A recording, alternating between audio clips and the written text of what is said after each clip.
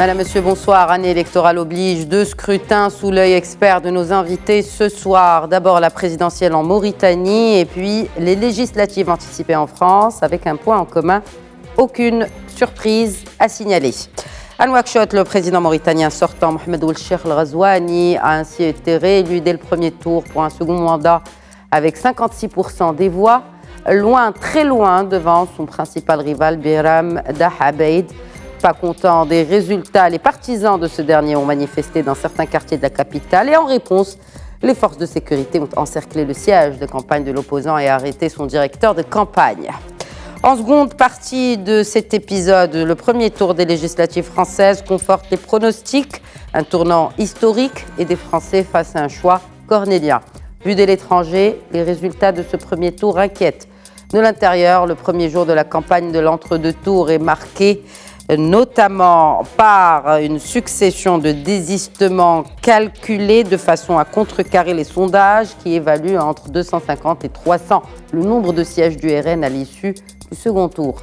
Lecture des scénarios donc dans cet épisode avec nos analystes et avec moi en plateau le politologue et professeur de droit à l'université Mohamed V de Rabat, professeur Mustapha Shemi. Bonsoir et merci de répondre à notre invitation. Bonsoir. Et en face, toujours un plaisir de l'accueillir, l'expert en sécurité, en stratégie, colonel Hassan Saoudi. Bonsoir et bienvenue à vous également. Bonsoir madame et merci pour l'invitation. Merci à vous de l'accepter. Avec nous depuis Paris, mon confrère, éditorialiste et analyste politique, Mustapha Tossa. Bonsoir Mustapha, merci de vous joindre à nous également. Bonsoir.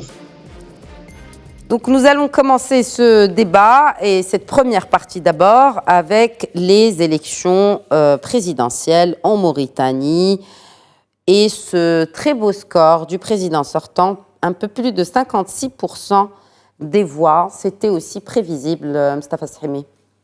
C'était prévisible et c'est une opération électorale importante. D'abord, le président sortant, Mohamed Ould Ghazouani, a amélioré son score par rapport aux élections de 2019.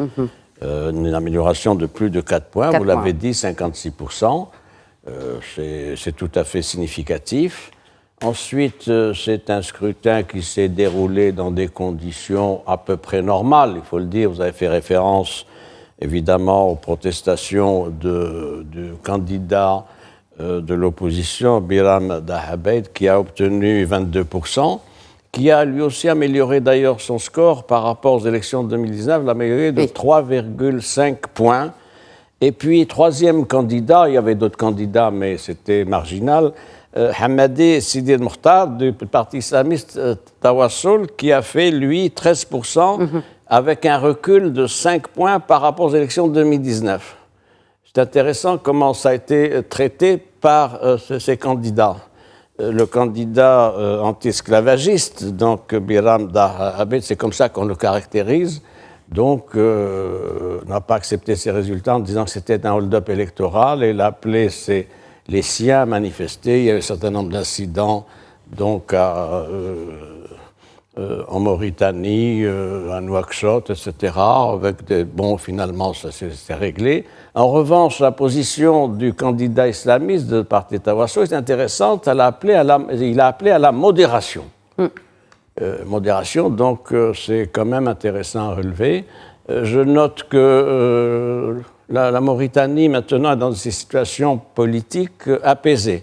Le président Ghazouani, le président sortant, a réussi donc à pacifier un pays qui est un pays qui offre un exemple donc de règles de jeu démocratiques. Et qui revient de loin en parlant de pratiques démocratiques, parce que depuis son indépendance en 1960, la Mauritanie a enchaîné les coups d'État. Il faut le dire vous aussi, avez raison de le relever. Comme vous aimez bien le répéter, il faut le dire. C'est un pays quand même qui n'a pas connu l'exercice électoral et qui n'a pas la maturité démocratique comme d'autres pays sur le continent. Dans l'historique que vous avez évoqué de la vie institutionnelle et politique mauritanienne depuis 1960, depuis l'indépendance, il y a eu le président Mokhtar Ould Dada, et puis il y a eu à chaque fois des passations sur la base de coups d'État. Coup d'État, donc jusqu'à 2018. Jusqu'à 2018. puisque c'était le président, le prédécesseur qui était arrivé à la suite d'un coup d'État, vous le savez, son prédécesseur, qui a d'ailleurs fait l'objet de poursuites ensuite, et qui ne pouvait pas se représenter parce qu'il avait fait les 2 mandats. Il n'a pas brigué un 3e mandat, Ould Abdelaziz. Il ne pouvait pas, Ould Abdelaziz ne pouvait pas parce que c'était la règle constitutionnelle, et ça a été respecté, ce qui est un fait à relever, alors que dans d'autres pays de la région, vous savez, cette règle du cumul de mandats n'a pas été respectée du tout, avec des mandats, 3e, 4e mandat, etc. Et ce qu'il faut noter, en l'espèce, malgré tout, c'est que le changement s'est fait entre le président Abdelaziz et donc le président Razouani, qui a fait un mandat, qui va faire le 2e mandat, mais ce sont tous les 2 des militaires et des généraux. Justement, colonel Hassan Saoud, c'est intéressant parce que il est garant de la stabilité politique, mais aussi il a été garant de la stabilité sécuritaire de ce pays qui n'est pas géographiquement, il est doté quand même de voisins où règne l'instabilité et l'insécurité. Vous avez parlé justement de sa formation militaire. Il a été formé à l'Académie de Meknès, ce président. Tous les deux. D'abord, je pense qu'il est essentiel de dire que nous sommes dans la confortation des élections législatives et locales. Oui. Qui ont eu lieu avant. Donc, mai 2023, le parti du président et certains de ses alliés ont quand même une majorité absolue, aussi bien dans l'hémicycle que dans les entités élues, territoriales élues. Donc, c'est dans la ligne de cette continuité-là. Le score est bon. Ça s'est passé relativement dans de bonnes conditions. Un peu plus de transparence, puisqu'on a assisté quand même à 30 observateurs de l'Union africaine. Oui. Et l'Organisation internationale de la francophonie a envoyé 6 observateurs, et même l'Union européenne a envoyé 3 experts à la Commission nationale de la supervision des élections.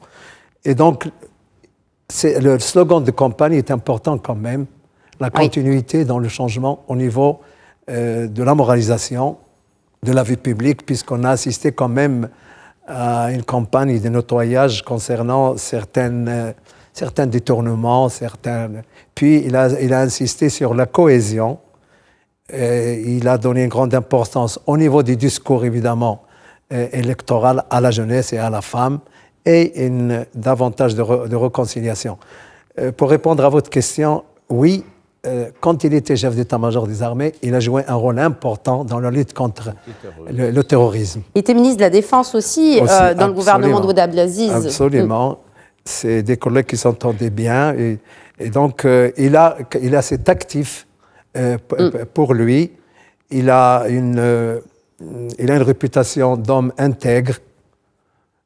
Et il a une réputation aussi de quelqu'un d'altruiste qui veut une stabilité, même si, en ce moment, la Mauritanie a fait l'objet de quelques incursions de Wagner et quelque part cette incursion des Polisariens dans son territoire qu'il a complètement combattu. Il a tout. Est-ce que justement la visite de certains membres de cette entité fantoche qu'est le Polisario, en période électorale, elle a été du goût du président qui a été réélu? Elle aurait été du goût, en tout cas. Non, pas du tout. Il y avait des gens des camps de Tindouf qui ont des cartes nationales mauritaniennes confectionnées, qui sont peut-être allés participer aux élections, mais je pense que ça n'a pas été de son goût parce que il a une aura quand même importante et il est important de signaler que par rapport à notre intégrité territoriale, il a quand même cette neutralité positive. Et j'ajoute aussi que ça lui permettra de terminer son mandat de président en exercice de l'Union africaine. Oui, exact. Et donc, c'est la stabilité Et donc, je pense que pour nous, il faut s'en féliciter. On attendra la suite des événements. Un mot peut-être pour dire que c'est un pays stabilisé sur le plan politique maintenant, et c'est un pays aussi sécurisé. C'est ça. Il n'y a pas eu d'attaque djihadiste depuis 2011, c'est quand même intéressant à dire. Et puis c'est un exemple unique dans la région, c'est-à-dire que la frontière vous avez vu tout ce qui se passe ailleurs avec les pays voisins. Et autre point à relever pour signaler qu'il est attaché à la souveraineté de la Mauritanie. Il avait reçu le ministre des Affaires étrangères russe Lavrov en février 2023 qui avait proposé une aide de Wagner et il a décliné cette proposition. Donc voilà des éléments qui nous intéressent parce que nous avons un voisin, un pays frère, les liens sont extrêmement importants, vous le savez, et qui, comme ça a été dit sur la question nationale, a des positions constantes malgré les pressions du pays voisin, c'est-à-dire une neutralité bienveillante et pas une neutralité passive et négative. Alors, puisque vous avez parlé de l'avenir, colonel Saoud, je me tourne vers Mustapha Tossa. L'avenir, il est aussi économique et d'ailleurs, M. Razouani s'est fixé comme priorité la lutte contre la pauvreté et le soutien à la jeunesse a été évoqué par colonel Saoud, mais en tout cas, les perspectives sont plutôt positives pour ce pays qui, tout récemment, a découvert des gisements de manne gazière, entre autres.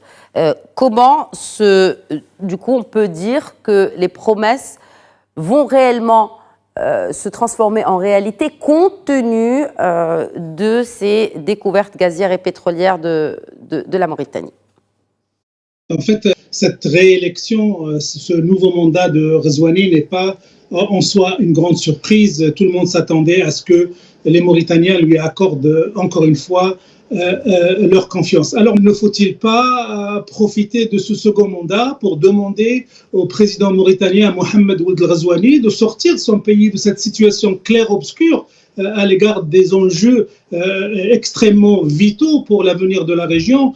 C'est vrai qu'il observe une neutralité positive, c'est vrai qu'il est très bien vu de sa manière de gérer ce conflit, mais maintenant le temps n'est plus à l'attente, le temps n'est plus à la neutralité positive. Il faut que la Mauritanie, sous Mohamed El Razouani, qui, comme vous l'avez bien dit, qui a d'énormes atouts économiques, politiques et stratégiques, puisse sortir une bonne fois pour toutes de cette situation de clair-obscur et rompre avec une situation qui devient anachronique dans la région.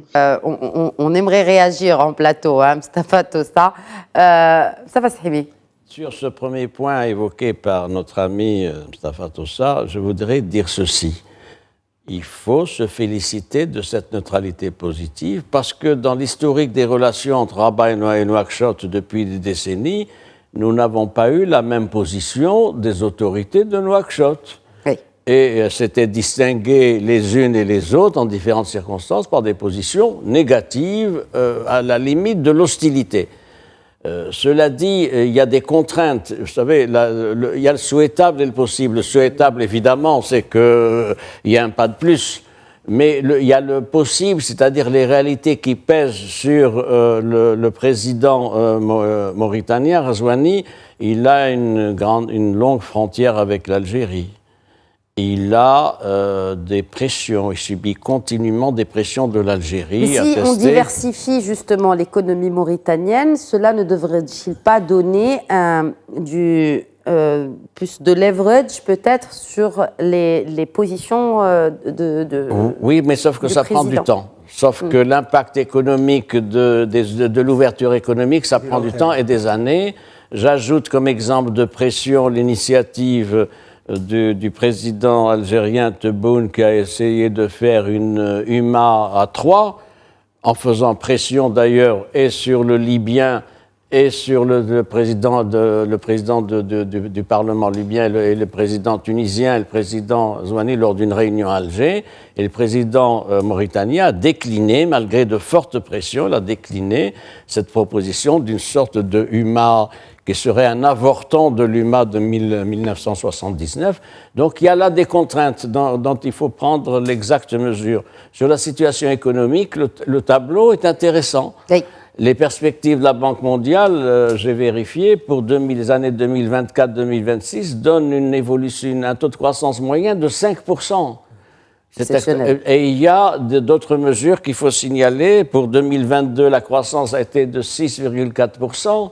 2023, c'est 3,4% parce que du fait de l'impact des 2 années Covid et une reprise de 4% pour ce qui est de 2024, 4 à 4,5% avec une inflation qui diminue, une réduction également des déficits budgétaires et autres, etc. C'est quelque chose.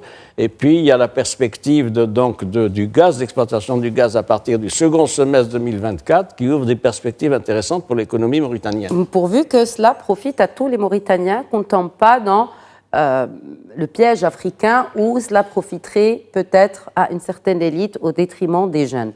Culturellement, la Mauritanie est différente. Très bien.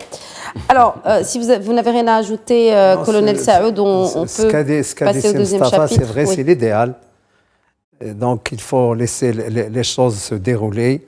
Il y a une diplomatie qui est en marche. Nous espérons que c'est vrai. Si la Mauritanie dénonce au moins la reconnaissance du Polisario, nous serons déjà satisfaits. C'est une première phase. Il faut l'attendre. Quant à la situation économique de la Mauritanie, vous avez constaté il y a une ruée des investisseurs, oui, aussi bien du Proche-Orient que de la Turquie, que d'ailleurs, qui viennent, parce qu'il a des atouts, il a une économie qui marche, et puis il y a des richesses du sous-sol. Il faut leur souhaiter que ça profite, même si dans l'organisation tribale mauritanienne, c'est le prolongement des tribus du Maroc. De Guelmim jusqu'à la frontière du Sénégal, c'est un continuum tribal que vous retrouvez au Maroc, dans ces provinces sahariennes, jusqu'à la Mauritanie. Donc, il y a ces relations ancestrales, tribales, qui sont ancrées, et je pense que c'est un élément qui peut consolider encore nos relations. Très bien. Passons à présent à la seconde partie, donc deuxième chapitre de cette émission. Mustapha Tossa. Parlons d'abord de ce taux de participation, très forte hausse, plus de 65% qui ont voté. C'est un record pour des législatives. Oui, c'est un taux historique, c'est un record. Pour retrouver ce même taux, il faut revenir à 3 ou 4 décennies en arrière. Et ce taux de participation renseigne sur le choc traumatique que la société française est en train de vivre entre une volonté de sanctionner la gouvernance Macron et de donner la confiance et les leviers à l'extrême droite, et une volonté aussi de la refuser et de dénier à cette extrême droite la possibilité de diriger le pays. Et d'ailleurs, c'est pour ça qu'on retrouve une extrême droite extrêmement forte, mais aussi une gauche, un front populaire de gauche qui se maintient. Pourquoi il se maintient fort? Parce qu'il faut rappeler d'où vient la gauche. Elle vient de pourcentages extrêmement bas.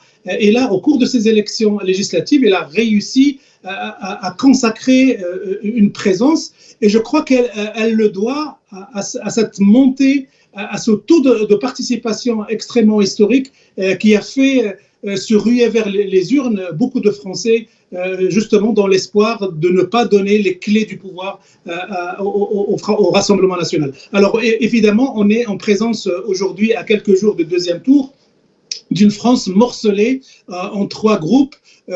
L'extrême droite, le Rassemblement national avec Jordan Bardella et Marine Le Pen, qui aspire, qui rêve d'une majorité absolue. Le front de gauche qui rêve aussi de faire l'exploit, de réussir quelque chose d'historique en ayant le plus grand groupe possible au sein de l'Assemblée. Et nous avons aussi un groupe autour de la majorité présidentielle menée par le président Emmanuel Macron qui n'a pas du tout qui ne désespère pas encore de sa faillite et de sa chute, et qui est en train de jouer dans les couloirs de cette scène politique pour essayer de monter une forme de majorité absolue avec les partis de gouvernement, le centre, éventuellement le Parti socialiste, les républicains qui n'appartiennent pas à Ciotti, le Modem, Horizon, et qui pourrait, s'il manigance bien son jeu, qui pourrait créer une majorité alternative à celle du Rassemblement national. Donc cette semaine-là, c'est une semaine de consultation, de manipulation, de négociation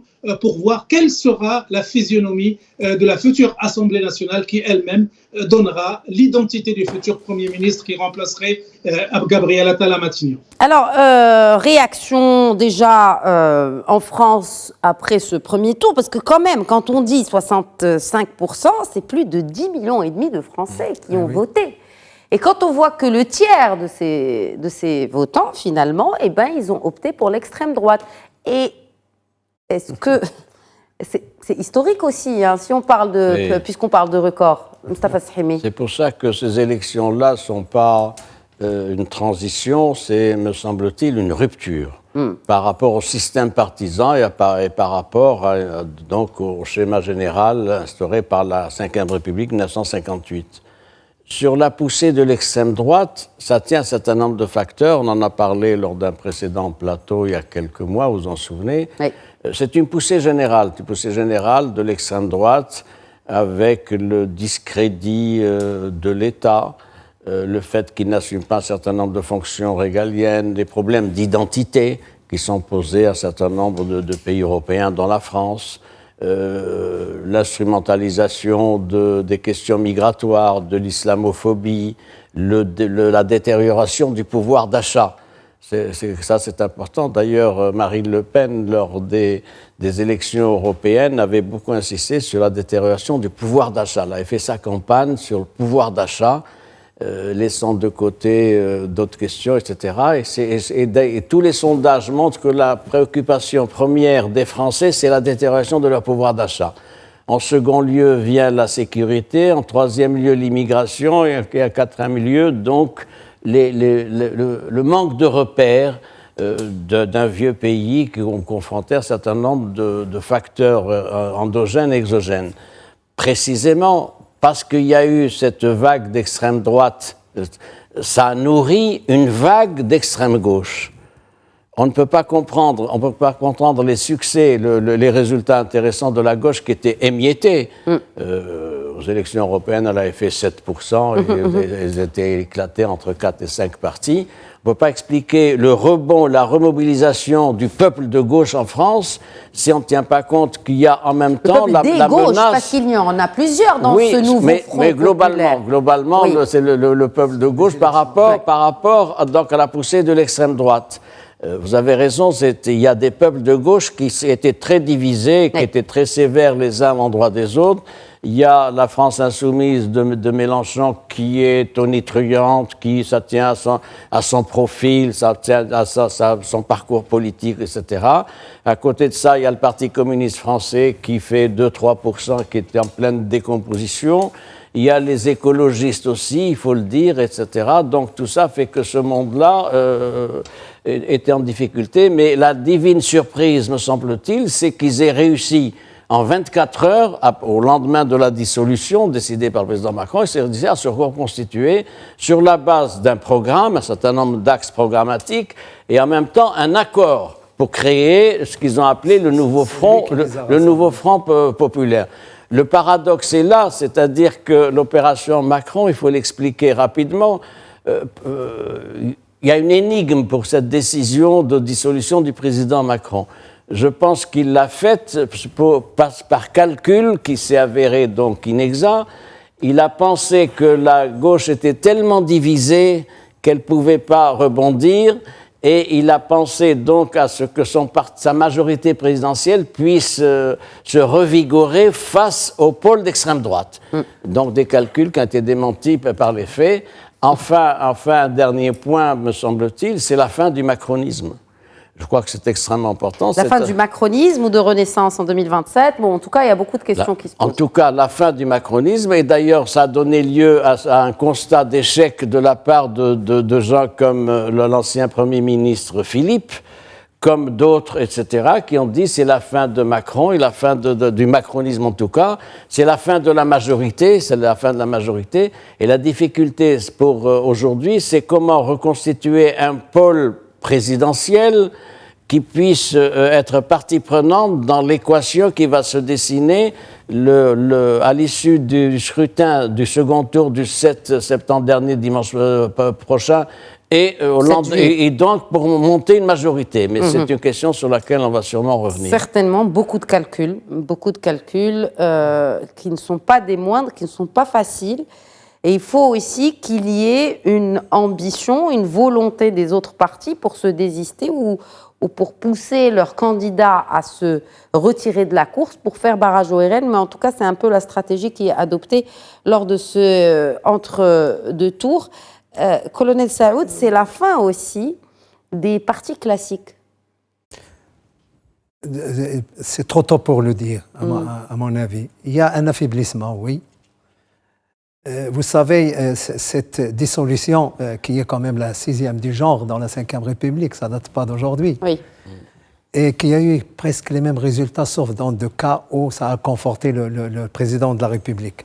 Là, je pense que le président de la République a eu une réaction un peu épidermique, jupitérienne si vous voulez, et il n'a pas consulté. Même le président du Sénat l'a dit, Larcher a dit, il a ratatiné la démocratie.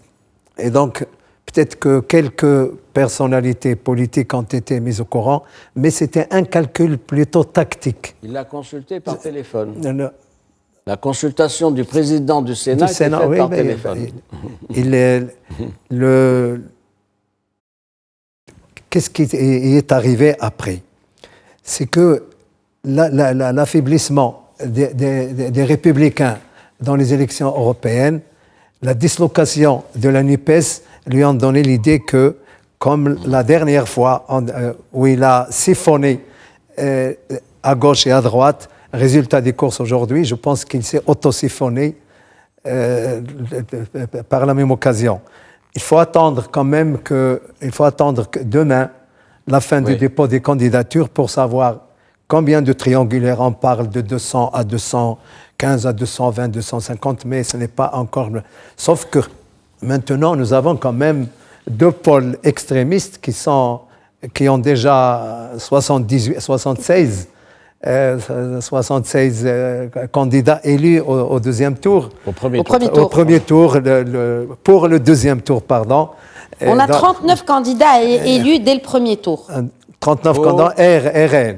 Pour Renaissance nationale.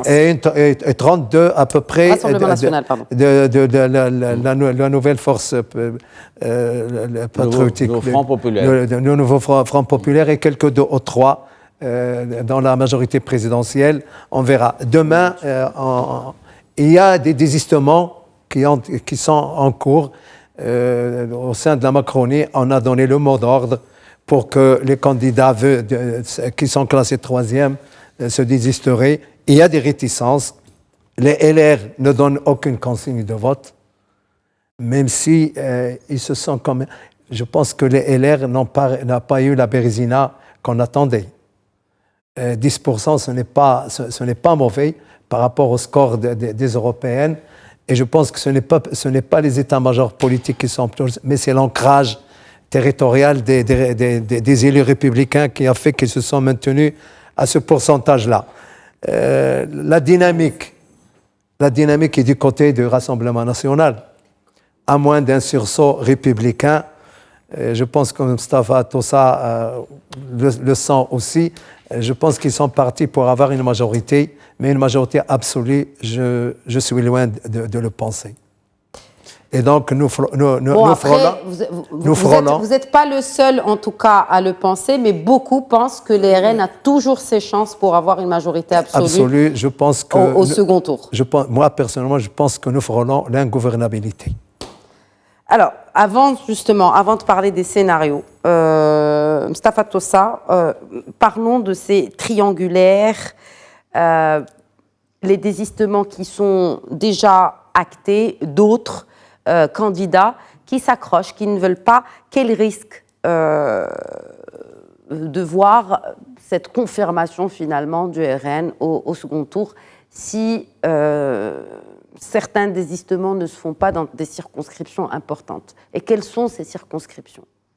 Oui, alors justement, ces fameuses triangulaires qui vont ou permettre au Rassemblement national d'avoir une majorité absolue ou permettre de priver le Front national de ce rassemblement absolu vont dépendre aussi de ce qu'on appelle l'efficacité du barrage républicain. Alors, au soir du 7, de dimanche 30 juin, il y avait une position du président Macron appelant un front démocrate et républicain pour empêcher le Rassemblement national d'accéder au pouvoir. Et il y a eu une position beaucoup plus claire de Gabriel Attal, Premier ministre, qui a dit aucune voix ne doit aller au RN. Et il y avait une position beaucoup plus tranchée, celle de Jean-Luc Mélenchon, qui avait dit que dans le cas d'un triangulaire, et si le candidat nouveau front de gauche, NFP, arrive en troisième, il doit automatiquement se retirer pour reporter ses voix sur le candidat qui concurrence le RN. Donc, toutes les techniques doivent être mises à l'œuvre pour empêcher que le RN engrange ou gagne des circonscriptions. Alors, toute la question de savoir est-ce que cet appel de barrage républicain est aussi efficace qu'il a été dans le passé. Non, mais surtout si elle est faite par quelqu'un qui n'est pas très populaire. Est-ce que finalement, quand ce genre d'appel est formulé par un parti, justement, dont certains votes qui sont partis vers le RN, c'était des votes sanctions par rapport au macronisme, par rapport au Macron, par rapport à son parti. Même chose, j'ai envie de dire, pour Mélenchon. Est-ce qu'il, finalement, sert la cause de la gauche en lançant ces appels? Alors justement, Khadija, alors là, et on est dans la dramatisation des enjeux de ces élections. Il y a des Français qui se disent que même si c'est Mélenchon qui envoie cet appel, Mélenchon qui est détesté par une partie de l'électorat de gauche et de droite, même si c'est Emmanuel Macron qui lance cet appel, il faut absolument tout faire pour empêcher le Rassemblement national d'avoir une majorité absolue. Et donc, c'est là où on est dans l'attente, et je suis d'accord avec notre professeur qui vient de parler, c'est encore flou. Oui, c'est pas encore acquis parce que, justement, tout dépend de ce taux de participation qui, tout le monde le dit, va être encore plus imposant le dimanche prochain. Et qui va être mu et motivé par un appel à faire barrage au Rassemblement national. Et d'ailleurs, on le voit, même dans les déclarations de Marine Le Pen et de Jordan Bardella, ils ne sont pas, et l'état-major du Rassemblement national, ils sont dans une forme de modestie et ils retiennent leur joie et leur enthousiasme parce qu'ils savent que si les Français votent massivement dimanche prochain, quelle que soit la personne qui appelle au barrage républicain, il peut être audible parce que la situation décrite de la France actuelle et dans ses relations internationales gouvernée par un Rassemblement national est une situation catastrophique. Il y a un risque de détériorer et le vivre ensemble à l'intérieur de la France entre les multiples communautés et les relations internationales de la France au sein de l'Europe.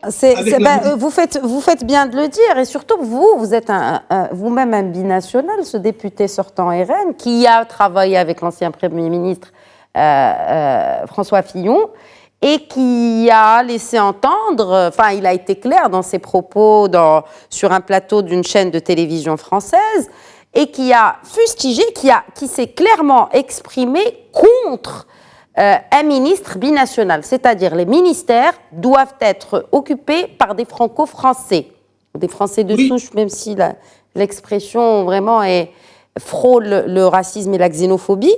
Et il a pris comme exemple Najat Vallaud-Belkacem, ancienne ministre de l'Éducation.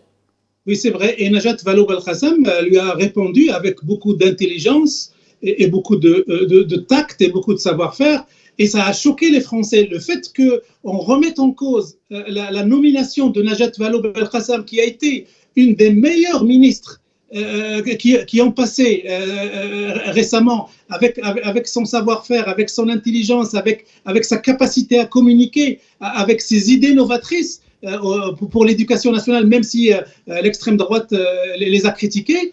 Le fait de dire, de cibler Najat Vallaud-Belkacem a été perçu comme un choc par l'ensemble des Français, notamment ce qu'on appelle les Français de banlieue, mais aussi les autres Français, parce que pour eux, un binational, avoir une autre nationalité n'est pas une indication de double allégeance ou de trahison ou de suspicion, comme le Rassemblement national semble le jeter sur des millions de binationaux. Donc ça, c'était un faux pas qui a été commis par le Rassemblement national, et je crois qu'il était aussi à l'origine de ce taux de participation encore plus important qui s'est mobilisé pour empêcher, pour donner d'abord de la voilure à cette gauche qui était en miettes, comme l'a dit le professeur Sremi, mais qui peut aussi porter l'espoir que dimanche prochain, le Rassemblement national ne puisse pas bénéficier de cette fameuse majorité absolue qui lui garantit le poste de Matignon. Alors, autre chose. Oui, Mustapha. Autre chose qui est important, parce que le professeur Sremi tout à l'heure avait, à juste titre, insisté sur le fait que le Rassemblement national avait eu comme stratégie de séduction de concentrer ses efforts sur le pouvoir d'achat. Ça, c'était du temps de Marine Le Pen. Exact. Du temps de Jordan Bardella. Cette campagne électorale à laquelle on a assisté, qui est express, qui est courte, le rassemblement de Jordan Bardella a procédé à des renoncements majeurs. Alors, Marine Le Pen avait promis de faire baisser la TVA sur les produits de première nécessité. Jordan Bardella a renoncé à cela. Marine Le Pen avait promis de supprimer le régime de la retraite qui a été adopté sous Macron. Jordan Bardella a renoncé à cela. Donc, sur le pouvoir d'achat, il y a énormément de renoncements de la part de Jordan Bardella, qui a dit qu'il ne va pas faire ce qu'il a promis. Ce qui nous fait dire, monsieur Sremi, c'est qu'au sein de la France, ce n'est pas le pouvoir d'achat qui mobilise l'électorat de l'extrême droite, c'est qu'il y a un désir, une envie d'extrême droite qui traverse la société française et qu'il va à un moment ou à un autre falloir qu'il s'exprime par les urnes. L'électeur du Front National se fout catégoriquement, est-ce qu'il va avoir une fiche de paye plus grande ou plus grande? Il veut sanctionner Emmanuel Macron, il veut exprimer une haine à l'égard de l'étranger, il veut avoir la capacité et la liberté de montrer son racisme de manière assumée. C'est ce que cherche l'électeur du Rassemblement national, et c'est ce qui lui a été garanti par l'expression de Jordan Bardella et de Marine Le Pen pendant cette campagne électorale. Mais je pense que le fait, parce que vous en avez parlé tout à l'heure, je ne sais plus, je pense que c'était professeur Sremi, cette montée de l'extrême droite en Europe. D'ailleurs, Madame Meloni s'est félicitée du début, ou en tout cas de la fin de la diabolisation de l'extrême droite en Europe, avec ce score du RN, que ce soit pour les européennes ou les législatives. Vous voulez peut-être aussi réagir, oui, Mustapha Sremi, parce qu'elle se situe dans la même mouvance. Oui. Elle vient d'un parti fasciste, de Giorgia Meloni, un parti fasciste qui s'est reconverti, Fraternité, etc. Maintenant, ça fait plus d'un an qu'elle est au pouvoir. Évidemment, elle est confrontée à un certain nombre de réalités et son approche devient plus gouvernementale. Je vais vous donner un exemple. Elle avait menacé à l'époque d'utiliser des bateaux pour couler ou renvoyer les bateaux de migrants qui venaient. Ça a été déclaré, etc., de réponse militaire. Eh bien, je peux vous dire qu'en un an, elle a admis 400 000 migrants en Italie. 400 000, c'est pas moi qui dis, c'est un chiffre de l'Union européenne. Autre chose aussi, sur le parti Renaissance nationale, il ne faut pas oublier... Rassemblement. Non, Renaissance, oui, Rassemblement. Vous avez Rassemblement national. Il ne faut pas oublier un élément, la sociologie de ce parti. 90% des ouvriers votent Rassemblement national. C'est des statistiques et des sondages. C'est extrêmement important et préoccupant. Alors que traditionnellement, c'était des ouvriers qui votaient pour le Parti socialiste et le Parti communiste. Deuxième précision peut-être à apporter, qui va nous éclairer sur ce qui va se passer demain, 18h mardi, puisque ça sera la clôture des dépôts de candidatures et des désistements. il y a des partis qui sont bien placés aujourd'hui. Vous savez que pour se maintenir dans ce scrutin, il faut avoir eu plus de 12,5% des voix. 12,5%. Alors, je vais vous donner le tableau. Rassemblement national plus les ciotistes, ils sont présents dans 297 circonscriptions. Pratiquement 300 sur 577 pour le deuxième tour. Oui, mais ils sont présents pour le deuxième tour. Je finis, si vous le permettez. Le nouveau Front populaire, il est présent dans 160 circonscriptions dans le cadre de ce deuxième tour. Mais en tête dans une dizaine, quoi. Oui, mais ils sont là. Et ils sont là, c'est-à-dire il y a une capacité d'intermédiation qui est celle-ci. Je me maintiens ou pas. Et ça fait partie des décisions qu'il y a et des arrangements d'état-major qui vont se faire qui ont commencé à se faire, qui vont être finalisés d'ici demain, mardi, 18h. Et donc, on s'attend, d'après les indications que l'on a, les indications de presse, on s'attend à ce qu'il y ait, il y a à peu près 300 circonscriptions où il y a un enjeu, avec des schémas triangulaires. C'est quand même énorme et c'est un record historique aussi de nombre de 300, triangulaires sur le papier, dans l'histoire des législatives françaises. Hein. Sur le papier, il y a 300 triangulaires. Sur le papier, on verra ça demain, ce qui va rester. Mais on pense qu'il y aura au moins entre 100 et 150, donc ils vont se désister. Oui, ils vont se désister. Donc c'est intéressant. Troisième point tout de même à noter sur la volatilité des voix des électeurs. Les consignes données par les chefs de parti, c'est pas l'armée, ça marche pas au sifflet. Il y a des citoyens. Et c'est pas parce que M. Mélenchon, M. X ou M. Y va dire, etc., que les citoyens, donc, benoîtement, vont suivre ça des consignes. Il y a la liberté. Il y a une liberté, il y a une culture politique, etc. Et il faut s'attendre donc à des surprises pour ce qui est de la liste définitive des candidats arrêtés demain mardi à 18h. Donc demain, on connaîtra les candidats du second tour. Oui, et on aura la liste des désistements et sur quelle base se sont faits les désistements. Est-ce que, Mustapha Tossa, on a déjà une tendance qui ressort de ces triangulaires? Est-ce qu'il y a ce que je vous posais tout à l'heure comme question, est-ce qu'il y a des circonscriptions qui comptent où on ne sait pas encore la décision du candidat ou de la candidate par rapport à ces désistements? Non, on ne le sait pas encore. Très bien. Et est-ce que déjà Oui. Mais est-ce que déjà on a une tendance, ce que je disais? La tendance, c'est que la seule tendance claire qui a été exprimée, c'est que tous les candidats de la gauche qui viennent en troisième position doivent se retirer au profit de celui qui concurrence le Rassemblement national. Ça, c'est une tendance qui est actée et qui va être traduite dans les faits. Pour ce qui est des Républicains, les Républicains, on ne sait pas. Bon, à part Éric Ciotti... Justement, je faisais aussi allusion au LR. Est-ce que... Bon, et surtout que, et rappelons-le, hein, il est important de le rappeler, on en parlait juste avant le début de cette émission, si on prenait le score du RN et qu'on le mettait en face de celui du nouveau Front populaire, il n'y a pas une grande différence finalement. Ça se jouait à 1%. Or, c'est le LR Ciotti, ou en tout cas, c'est les Républicains avec la bannière Ciotti, si on peut faire cette analogie, qui ont permis de creuser le score et de creuser ce gap entre NFP et le RN. Et si on rajoute à ça, Khadija, à l'intérieur même de la majorité présidentielle, il y a une forme de cacophonie aussi. Autant Gabriel Attal est clair, aucune voix ne doit aller au RN, autant par exemple un homme comme Bruno Le Maire ou Yael, la présidente de l'Assemblée, de l'ex-Assemblée nationale, ne veulent aucunement voter pour un candidat de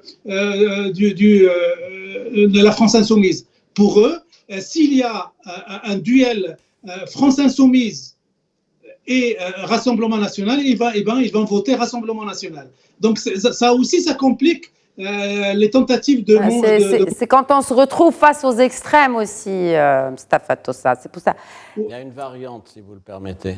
Oui, Mustafa Sahim. La variante, c'est quand les républicains disent, la grande partie des républicains disent d'ailleurs aucune voix ne doit aller au Rassemblement national.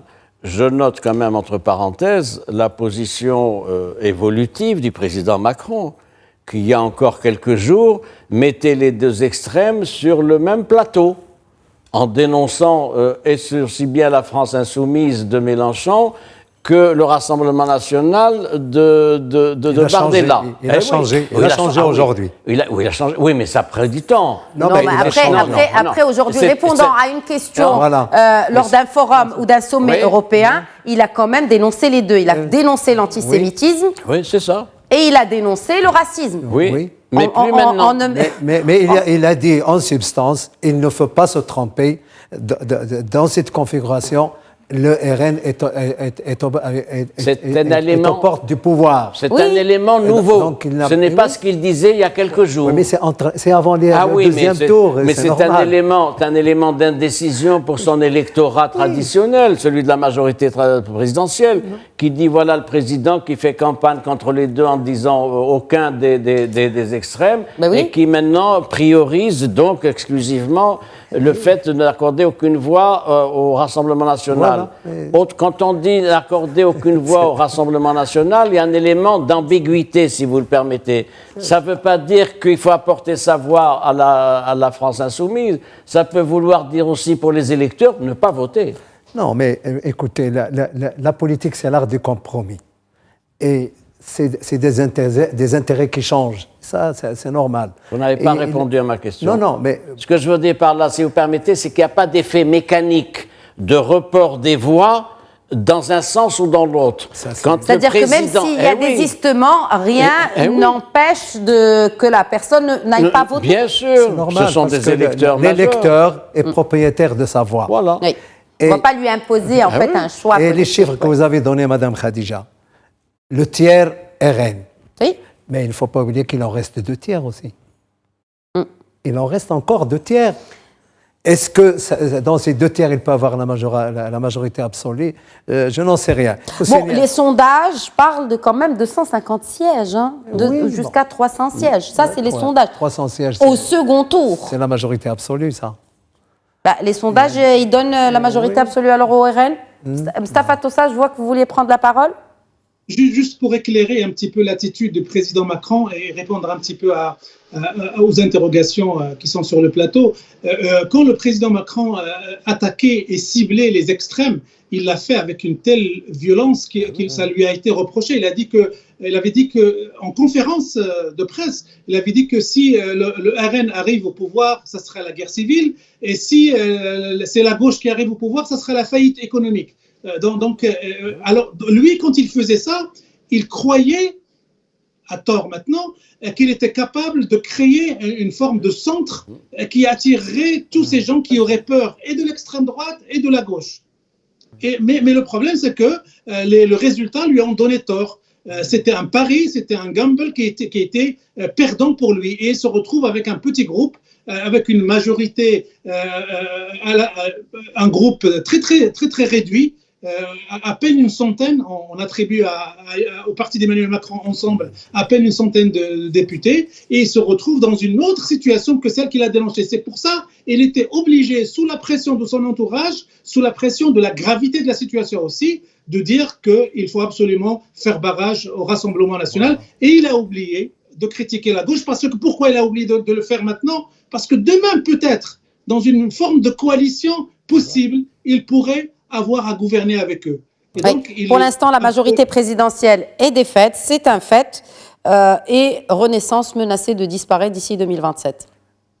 Eh bien oui, nous sommes en train d'assister justement à cette dislocation parce que, premièrement, on a siphonné à droite et à gauche, on a constitué un parti un peu artificiel, quelques barons territoriaux, et aujourd'hui, qu'est-ce que c'est devenu? Ça a fondu comme peau de chagrin, par faute de Macron. Parce que ces élus-là n'ont pas pu, dans l'intervalle du quinquennat précédent, s'ancrer dans les territoires. C'est ça le problème de Renaissance. C'est qu'on n'a pas pu gagner des territoires où les LR ont réussi quand même à les maintenir.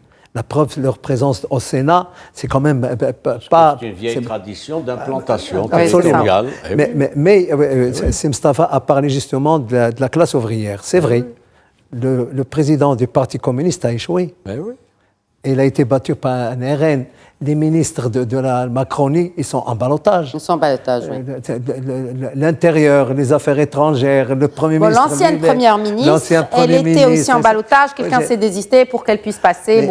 Mais en tout cas, il y a quelque chose, madame, effectivement, il y a une défaite cuisante du parti du président Macron. Cette temporalité est dangereuse. À la veille des Jeux Olympiques, vous vous rendez compte comment un pays qui accueille cet événement international peut encore attendre un ministre de l'Intérieur ou quelque chose comme ça, alors que la menace elle-même, aussi des cyberattaques que la menace terroriste, elle est là, on le dit. Je ne sais pas si il y a une erreur il y a une erreur dans la décision du président Macron.